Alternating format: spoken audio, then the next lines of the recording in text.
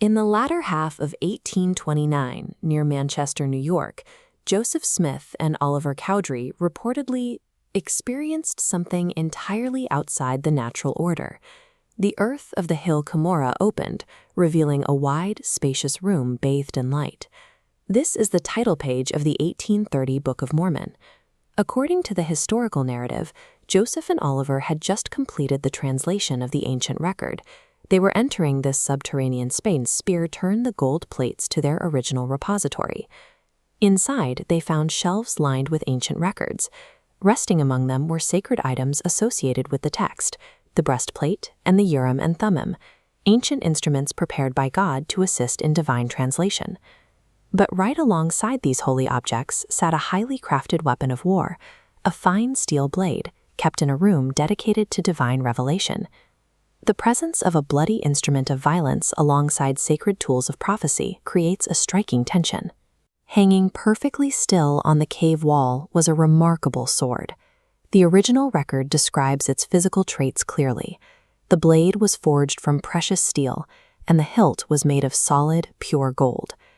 We know about the contents of this room through Oliver Cowdery, a close associate of Joseph Smith, and one of the primary witnesses to the Book of Mormon's translation. Cowdery himself didn't leave a first-hand written description of the cave in 1829. His experiences were preserved orally within Latter-day Saint tradition until they were formally recorded decades later, around 1877, by Brigham Young.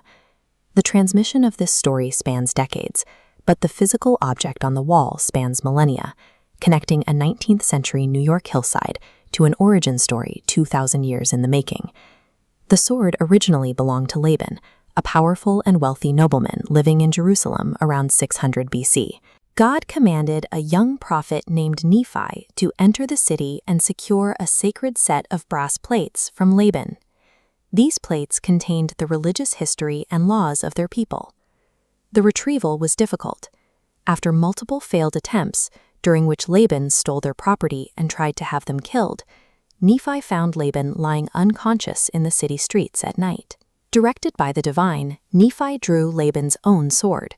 Using that precious steel blade, Nephi took the nobleman's life. Nephi recorded that taking a life was difficult, but necessary to preserve God's word for future generations. That single grim act reforged the sword into a tool of divine deliverance. Nephi kept the sword and carried it with his people across the ocean to the Americas. Arriving in a new land, he used its refined design as a master template to forge new weapons for defense. As the decades passed, the original blade was retired from active combat. Its physical form grew into a sacred symbol of Nephite kingship, authority, and divine protection. For centuries, Nephite leaders passed the sword down from generation to generation, carefully maintaining it alongside their sacred records. That chain of custody continued until their civilization's collapse. Facing destruction, final prophets buried the relics deep within the earth. When the dirt covered the gold hilt, the weapon was completely removed from human conflicts. It rested in the dark as a dormant physical covenant, waiting for a future generation to uncover it. Which brings the timeline back to Brigham Young's 1829 account. According to the narrative, Oliver Cowdery described a second visit into the spacious cave inside Hill Cumorah. When they returned, the room had been altered. The ancient sword was no longer hanging quietly on the wall. Instead, an angelic figure had altered the setup. The sword had been unsheathed, and the naked blade was laid bare across a table, resting directly on top of the gold plates.